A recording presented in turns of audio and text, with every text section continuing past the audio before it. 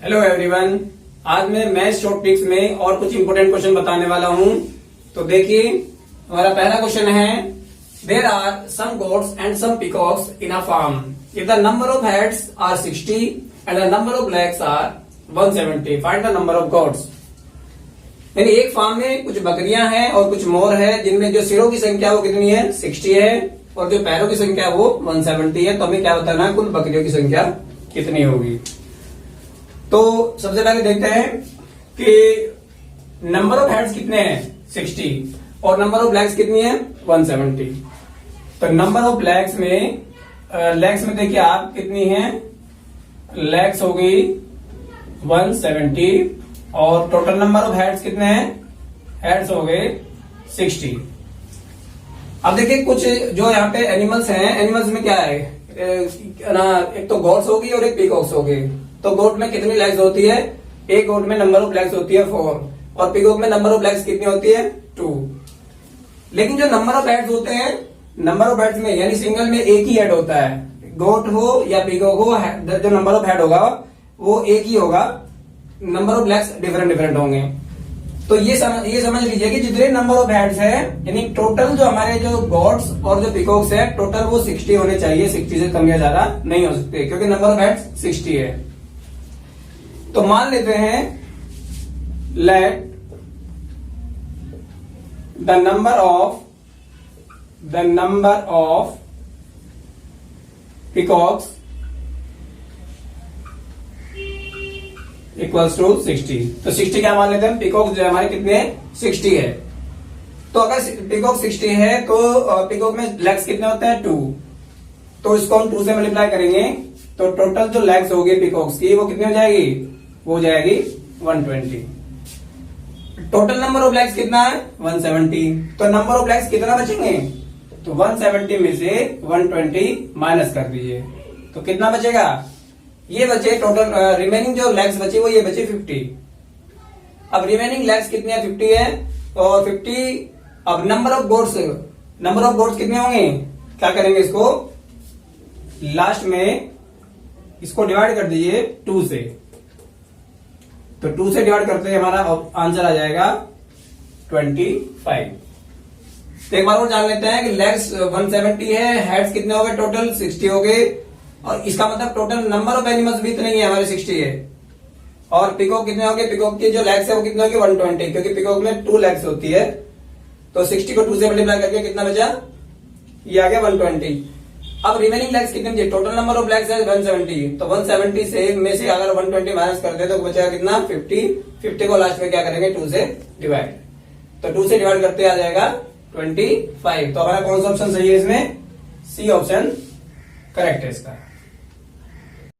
चलिए देखते हैं नेक्स्ट क्वेश्चन है, ए, बी और C can do a piece of work in 4 days, 5 days and 6 days respectively. If they work together they earn ₹777। What amount A got. मतलब ये है कि ए, बी और सी किसी काम को क्रमशः 4 दिन में, 5 दिन में और 6 दिन में करते हैं। यदि तीनों मिलकर के एक साथ काम करें तो उन्हें वो कितना कमाते हैं, 770 रुपए कमाते हैं। तो उसमें ये पूछा क्वेश्चन में कि ए को कितना भाग मिला, यानी ए को कितना हिस्सा मिलेगा। ए कितने दिन में करता है, किसी काम को 4 दिन में करता है, बी 5 दिन में करता है, और जो सी है वो करता है 6 दिन में। तो इसके हिसाब से बताना हमें कि ए को कितना मिलेगा, और टोटल जो अमाउंट है वो कितना है, वो है 770 रुपए, जो वो कमाते हैं तीनों अगर एक साथ मिलकर के काम करते हैं। तो सबसे पहले क्या करना होगा, हमें 4, 5 और 6 तीनों का एलसीएम निकालेंगे। एलसीएम क्या हो जाएगा, 4, 5 और 6 का, वो हो जाएगा 60। अब अगर हम 60 को अगर 4 से डिवाइड करें तो 4 से डिवाइड करने पे आएगा हमारा 15। अगर 5 से डिवाइड करते हैं इस एलसीएम को तो आएगा 12, और अगर हम 6 से इसको डिवाइड करें तो ये आएगा हमारा 10। अगर हम इन तीनों को प्लस करते हैं, यानी ये काम आ गया अलग अलग करके, ए, बी और सी का, ये इतना काम करेगा, ये इतना करेगा, बी और सी इतना करेगा। अगर हम तीनों को प्लस करते हैं तो ये होगा हमारा 37। अब टोटल अमाउंट कितना मिला हमने को, टोटल अमाउंट जो मिला हमको वो मिला 777। तो क्या करेंगे, 37 से इसको डिवाइड कर दीजिए। तो डिवाइड करके कितना आएगा डिवाइड करके आ जाएगा 21।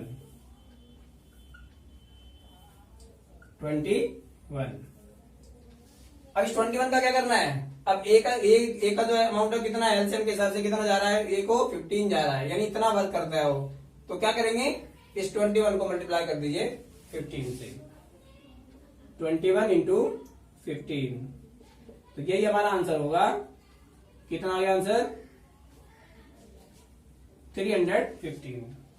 यानी हमें जो निकालना है वो ए का अमाउंट निकालना है सिर्फ, बाकी बी और सी का नहीं निकालना है। सिर्फ ये क्या पूछा क्वेश्चन में कि ए को कितना हिस्सा मिलेगा उसमें से, सिर्फ यही बताना हमें। तो हमने क्या किया, सबसे पहले तीनों का एलसीएम निकाला और फिर इन तीनों नंबर से अगर उसको डिवाइड करते हैं तो ये अलग अलग पार्ट आ जाएंगे, अलग अलग हिस्से आ जाएंगे तीनों के। तो ए का जो पोर्शन है वो ये होगा, बी का ये हो गया, सी का ये हो गया। तो तीनों को प्लस करके कितना आ गया?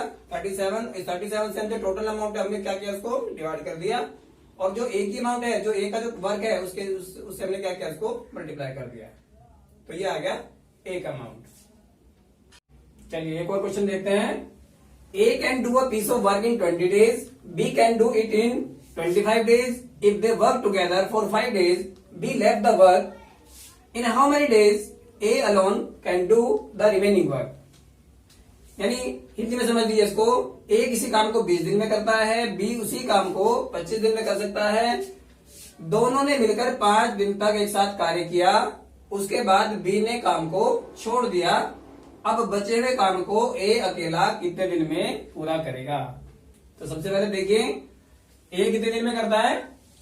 20 डेज में करता है, और बी कितने में करता है? 25 डेज में। जैसे मैंने इससे पहले क्वेश्चन में बताया था, दोनों का एलसीएम क्या होगा?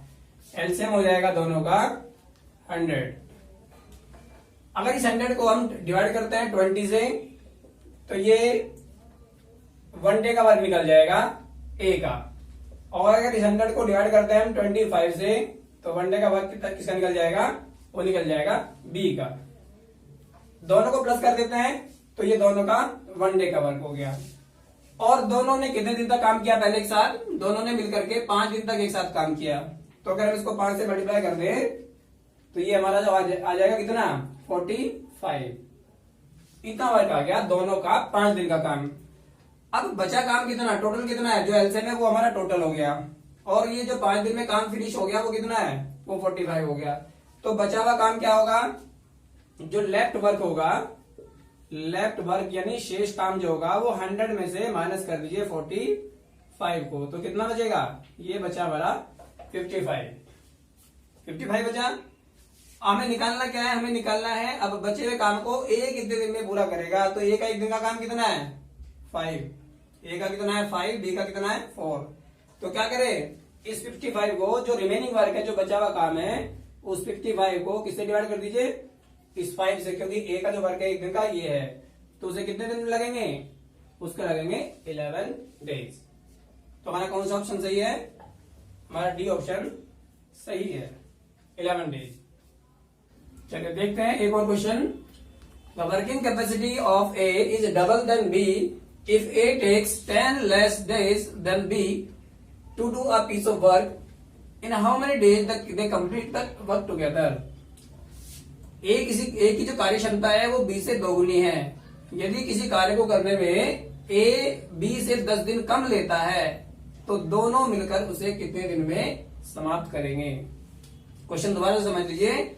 जो ए की कार्य क्षमता है वो बी से दोगुनी है। यदि किसी कार्य को पूरा करने में ए जो है वो बी से 10 दिन कम लेता है, तो दोनों मिलकर के उस काम को कितने दिन में समाप्त करेंगे? तो सबसे पहले देखिए ए, और ये हो गया बी। अब बी, ए की जो कार्य क्षमता है वो बी से क्या है? डबल है, दोगुनी है।